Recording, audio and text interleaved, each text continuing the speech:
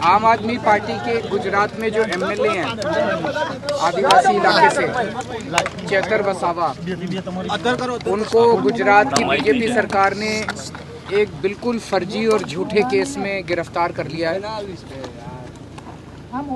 इससे पूरे गुजरात के आदिवासी समाज में बहुत रोष है, बहुत गुस्से में है। केवल उनको गिरफ्तार नहीं किया, उनके साथ साथ उनकी धर्मपत्नी शकुंतला बेन को भी गिरफ्तार कर लिया है। ये तो हद हो गई। ये तो एक तरह से शकुंतला बेन तो आदिवासी समाज की बहू है, उनके घर की बहू है। उनके घर के बहू को भी बीजेपी ने नहीं छोड़ा। तो पूरा आदिवासी समाज रोष में है। कल हम लोगों ने रैली भी की थी जिसमें हज़ारों लाखों की संख्या में लोग आए थे। उन्होंने अपना गुस्सा जाहिर किया था। अभी हम उनसे मिल के आ रहे हैं, चेतर वसावा जी से जेल के अंदर। शकुंतला बेन से भी मिले हम लोग। दोनों ठीक हैं, स्वस्थ हैं, हौसले बुलंद हैं, लड़ेंगे, संघर्ष करेंगे और अंत पंत में बीजेपी को गुजरात से उखाड़ के फेंकना है और जनता उखाड़ के फेंकेगी। हम लोग तो बहुत छोटे हैं। एक मिनट बात कर लेना। और जनता इनको उखाड़ के, अब इनकी हद हो गई है। सर से पानी उतर गया है इनके अत्याचार का, इनकी तानाशाही का। जिसको मर्जी पकड़ के जेल में डाल देते हैं। चेतर वसावा का कसूर क्या था? चेतर वसावा जनता के लिए लड़ते हैं।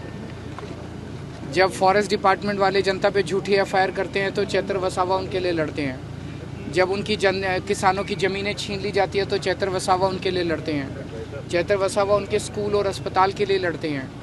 तो जनता के मुद्दे उठा रहे थे जिसकी वजह से उनको जेल में डाला गया। कल हमने ऐलान किया है कि चेतर वसावा भरूच सीट से लोकसभा के लिए लड़ेंगे और अगर वो बाहर आते हैं, हम पूरी कोशिश कर रहे हैं कि सुप्रीम कोर्ट से उनको बेल मिले। उनकी वाइफ की बेल 20 जनवरी को लगी है और उनको भी जल्दी बेल मिले। अगर नहीं भी आते तो पार्टी लड़ेगी उनके नाम पे और हमें पूरी उम्मीद है कि जनता उनको जिताएगी। जैसा कि अरविंद जी ने कहा है,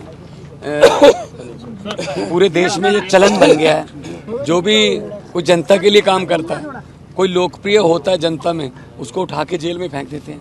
किसी के घर ईडी आती है, किसी के सीबीआई की जांच आती है, फर्जी केस बना के ये जेल में फेंक रहे हैं। तो ये डिक्टेटरशिप है, ये ज़्यादा देर नहीं चलेगी तानाशाही।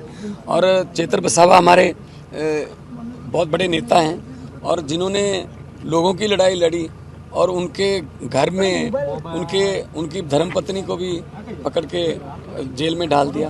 तो कल की जो रैली थी उसमें जो लोगों में गुस्सा, आक्रोश नजर आ रहा था, वो यही इस बात का संकेत है कि आदिवासी समाज अपना अपमान समझ रहा है इस बात को कि हमारी बहू बेटियों को भी आप अंदर कर रहे हो।